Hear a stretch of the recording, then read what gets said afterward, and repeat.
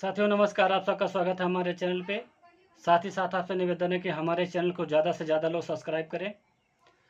साथियों, उत्तर प्रदेश के अंदर जो 6वां चरण का चुनाव हुआ है, उसके अंतर्गत कौन सी सीट, कौन से प्रत्याशी कहां से जीत रहे हैं, 2019 में कौन से प्रत्याशी जीते थे और 2019 में कितना परसेंटेज वोट पड़ा था और 2024 में कितना परसेंटेज वोट पड़ा है, 2024 में कौन से प्रत्याशी कौन सी पार्टी के जीतने के चांसेस ज़्यादा दिखाई दे रहे हैं, इन सभी पहलुओं पर नज़र डालेंगे। आपसे हम जो है पूरा विश्लेषण करेंगे आपके सामने। अगर आप लोग को मेरा विश्लेषण अच्छा लगे तो हमारे वीडियो को लाइक शेयर सब्सक्राइब जरूर करिएगा साथियों। और साथियों, हम 14 सीटों का हुआ जो मतदान है उसके बारे में बताएंगे। 7 सीटों का अभी बताएंगे, 7 सीटों का अगले वाले वीडियो में, क्योंकि मेरा मोबाइल हैंग कर दे रहा है, पूरा वीडियो रिकॉर्ड नहीं हो पा रहा है साथियों।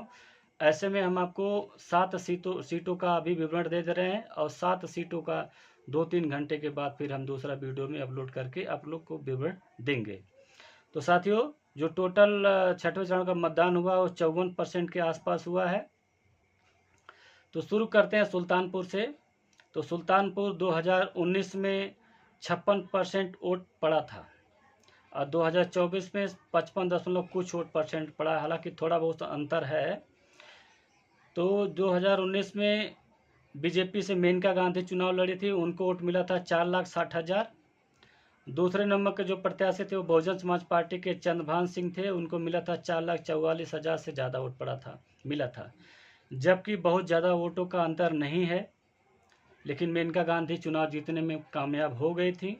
इस बार जो समीकरण दिखाई दे रहे हैं, तो यहाँ पे समाजवादी पार्टी और कांग्रेस का जो गठबंधन का प्रत्याशी है रामभुआल निषाद, चूँकि रामभुआल निषाद पहले बहुजन समाज पार्टी के कद्दावर नेता थे, बहुजन समाज पार्टी के सरकार में वो मंत्री भी रह चुके हैं। इस बार जो है बहुजन समाज पार्टी में न रह करके अब समाजवादी पार्टी में चले गए हैं। अब वो जो है सुल्तानपुर से चुनाव लड़ रहे हैं।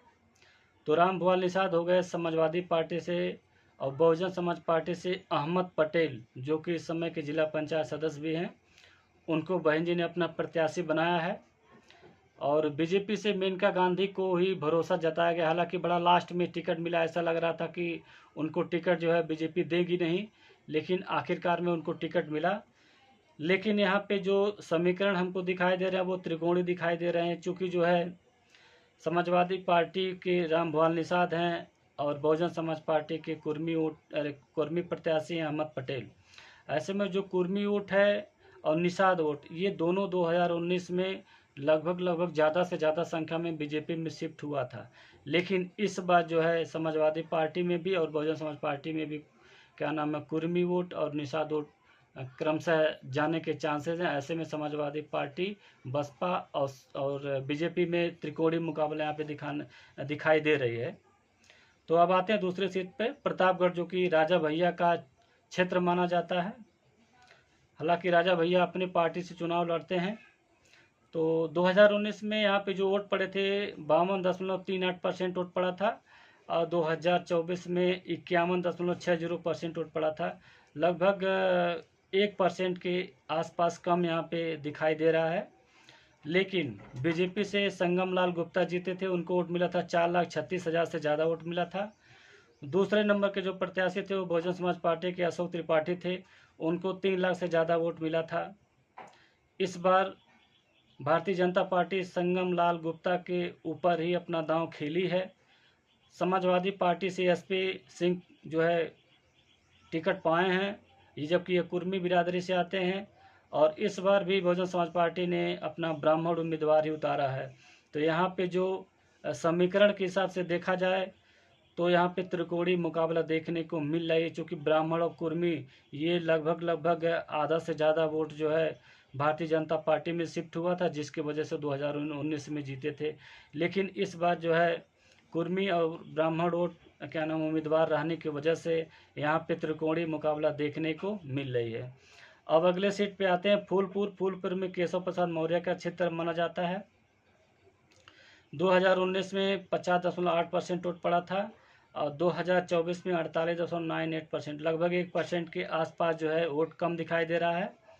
बीजेपी से यहाँ जीती थी केसरी देवी पटेल, ये कुर्मी हैं, 5,44,000 वोट उनको मिले थे 2019 में।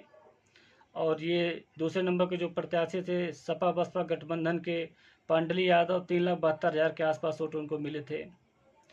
तो बीजेपी जो है, बीजेपी से कुर्मी है और इस बार क्या नाम है, बहुजन समाज पार्टी एक पाल बिरादरी से आते हैं, जगन्नाथ पाल को जो है अपना उम्मीदवार बनाया है। यहाँ पे समाजवादी पार्टी ने मौर्य को टिकट दिया है, लेकिन यहाँ पे वोटों का काफ़ी अंतर है जो है, यानी कि यहाँ पे बीजेपी के जीतने के चांसेस ज़्यादा हैं, क्योंकि जो मौर्य समाज का वोट है ज़्यादातर यहाँ पे बीजेपी में जाता है। हालांकि मौर्य समाजवादी पार्टी से उम्मीदवार है, लेकिन उतना प्रभावी उम्मीदवार नहीं है, तो ऐसे में यहाँ पे बीजेपी के खाते में जाता हुआ दिखाई दे रहा है।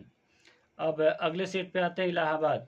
तो इलाहाबाद जो है पहले वो मतलब 19 में 50.73% वोट पड़ा था। 2024 में 51.75%, लगभग 1% वोट बढ़ा है।